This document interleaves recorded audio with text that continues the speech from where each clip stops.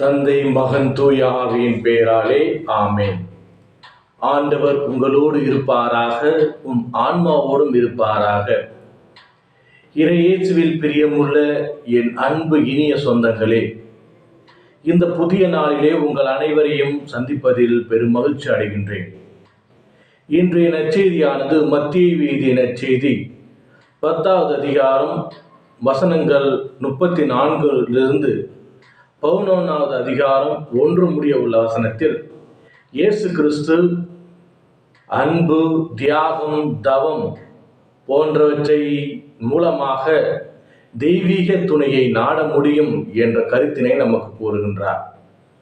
நம்முடைய அன்பும் அரவணைப்பும் இறைவனை சார்ந்தே இருக்க வேண்டும். அவரை வைத்தே நம்முடைய கடமைகள் அனைத்தும் நிகழ வேண்டும் என்று கூறுகின்றார். உங்களில் யாராவது தந்தையோ தாயையோ மற்ற சொந்த பந்தங்களையோ என்னை விட மிகுதியாக அன்பு செய்பவர்கள் எனக்கு தகுதியற்றவர்கள் என்று கூறுகின்றார். அதன் மூலம் நாம் இறைவனை முழுமையாக நம்ப வேண்டும், அவருடைய துணையை நாட வேண்டும் என்று கூறுகின்றார். அது மட்டுமல்லாமல் எந்த சூழ்நிலையிலும் நாம் அவருக்கு துணையாக இருக்க வேண்டும். அவருடைய ஏற்புடைய காரியங்களில் மட்டும் கவனம் செலுத்த வேண்டும். அதாவது பாவத்தை விட்டு இறைவனுடைய பிள்ளைகளாக வாழ வேண்டும் என்ற கருத்தினையும் நமக்கு இன்றைய நற்செய்தி எடுத்துரைக்கின்றது. மூன்றாவதான செய்தி என்னவென்றால், நம்முடைய சிலுவையை நாமே சுமக்க வேண்டும். நம்முடைய சிலுவையை பிறர் மீது நாம் சுமத்தக்கூடாது என்ற கருத்தினையும் நமக்கு கூறுகின்றது. நான்காவது நம்முடைய நல்ல செயல்கள் மூலமாக, கருணை மிக்க செயல்களின் மூலமாக பிறருக்கு உதவ வேண்டும்.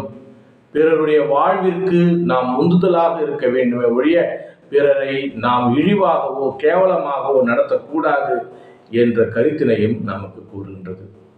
அன்புமிக்க இறை சொந்தங்களே, இந்த புதிய நாளிலே நாம் இறைவன் நமக்கு கொடுத்த இந்த செய்தியை ஏற்றுக்கொண்டு அவரை மையப்புள்ளியாக வைத்து அவரை நாம் பின்பற்றுவோம்.